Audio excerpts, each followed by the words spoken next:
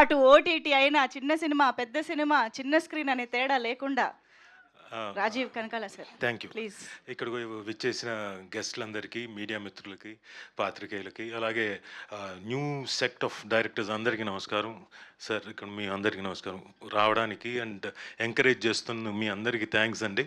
దిల్ రాజు గారికి ప్రత్యేకంగా ధన్యవాదాలు. ధీరజ్ మొగిలినేని గారు ఈ సినిమాలో నాకు ఒక డిఫరెంట్ క్యారెక్టర్ చేయడానికి ఆయన కారకుడు అయ్యాడు. ముందు డైరెక్టర్ గారు ఒక కైండ్ ఆఫ్ చెప్పచ్చా చెప్పచ్చా పర్లేదు, ఓకే సర్లేండి. అది ప్రీ రిలీజ్ దాంట్లో చెప్తాను. అది మళ్ళీ ధీరజ్ గారు ఉండి కాదు రాజీవ్ గారిని ఇలా అయితే బాగుంటుందని ఆయన అన్నారంట. సో నన్ను ఇంకొక డిఫరెంట్ కోణంలో ఒక మంచి స్లాంగ్ తోటి, ఈస్ట్ గోదావరి స్లాంగ్ తోటి, ఈ మధ్య నేను చేస్తున్న డిఫరెంట్ క్యారెక్టర్స్ డిఫరెంట్ స్లాంగ్స్ తోటి చేస్తున్నాను. సో దానికి కారణమైన ధీరజ్ గారికి, ప్రొడ్యూసర్ గారికి, అలాగే మా గిరిబాబు గారు, సార్ నమస్కారం, welcome to the industry. So ఆయనకి, వాళ్ళిద్దరు ప్రొడ్యూసర్లకి, అలాగే మా డైరెక్టర్ శ్రీకర్ గారికి. He's a very confident director. తనకి ఏం కావాలో చాలా క్లియర్గా తెలుసు. ఒక ఆర్టిస్ట్ దగ్గర నుంచి ఏం చెప్పి ఎలా చేయించుకోవాలో కూడా క్లారిటీ ఉన్న డైరెక్టర్.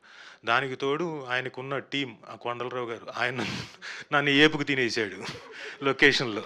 సార్ అది కాదు సార్, ఈ పదం ఇదే అన్నారు.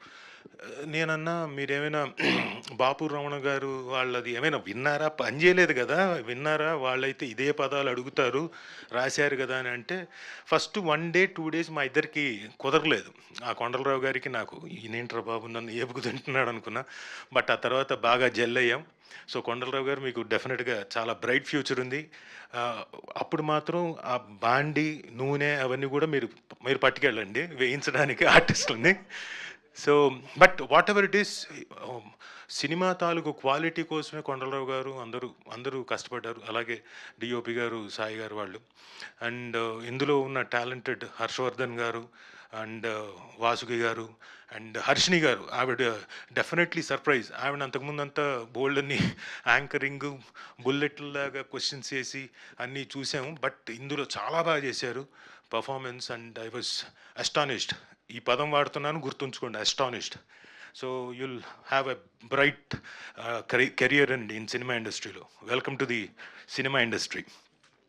అండ్ ఇక మా హీరో అయిన రోహన్ గారి గురించి చెప్పాలి. నేను కూడా నా చిన్నప్పటి నుంచి ఎన్ని ప్రోగ్రాంలు అయినా, ఎన్ని ఫంక్షన్లు అయినా ఇంత బాగా మాట్లాడలేదు. రానాయన ఎన్ని రోజులు ప్రాక్టీస్ చేసావు సార్? ప్రాక్టీస్ ఏం లేదు సార్, మనసులో ఉన్నది బయటకు వచ్చేసింది. అంతే సార్. Very good. ఈయన కొన్ని చెప్పాడు కదా, నువ్వు ముందు నువ్వు వెళ్ళిపోగల. ఈయన చెప్పాడు కొన్ని. మా డైరెక్టర్ గారు నన్ను తీసుకెళ్ళి నీళ్ళలో నించోబెట్టాడు, పొద్దున్న నుంచి మధ్యాహ్నం వరకు నన్ను ఎండలో నించోబెట్టాడు, నల్లగా అయ్యేంత వరకు నాకు అన్ని కష్టాలు ఉన్నాను. కానీ ఈయనకు మాత్రం లోపల ఒక ఆనందం ఉండేది. నాకు ఒక ఖుషిని ఇచ్చారు ఆయన.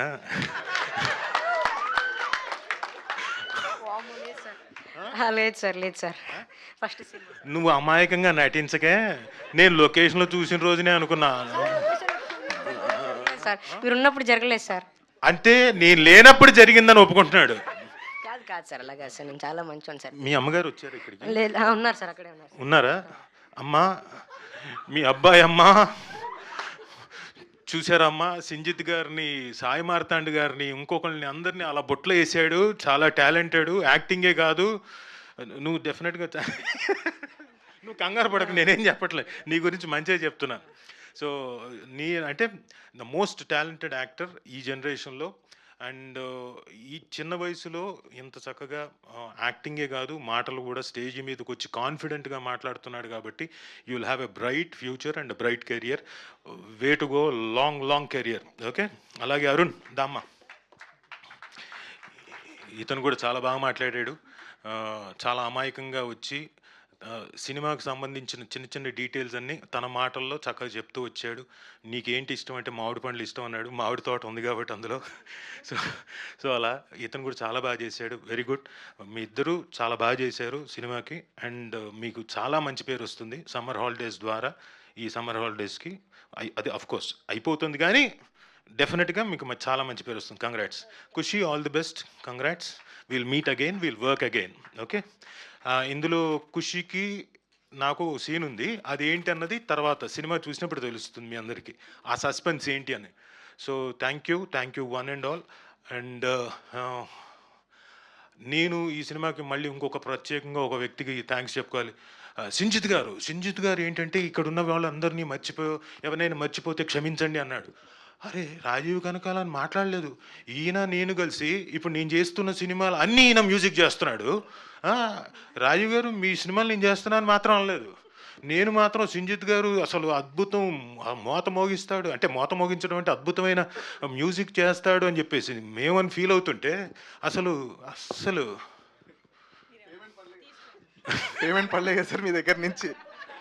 నా దగ్గర నుంచి పడలేదనా? ఇదిగో మన ఇద్దరం ఒక అండర్స్టాండింగ్లో ఉన్నాం. అదే సార్ అడ్వాన్స్ ఏమైనా వస్తే ఓకే డన్, అలాగే సరే ఓకే డన్ ఖచ్చితంగా. బట్ లక్కీలీ నేను సింజిత్ తోటి ఇప్పుడు నేను చేస్తున్న సినిమాలు అన్నీ సింజిత్ చేస్తున్నాడు. I'm very happy for that and very delighted also. Thank you Sinjith. And of course you're a very talented musician and will meet again. Payment ఇచ్చిన తర్వాత మాట్లాడదాం. సో అండ్ ఇందులో మిగతా నేను ఎవరైనా టెక్నీషియన్ మర్చిపోతే క్షమించండి. మాత్రం ఒక వ్యక్తికి నేను థ్యాంక్స్ చెప్పుకోవాలి. చౌదరి గారు, జీకే గోపి గారు ఎక్కడున్నారు ఆయన? ఊరికే చెయ్యన్న ఎత్తండి సార్. ఎక్కడున్నారు ఆయన? Sir thank you.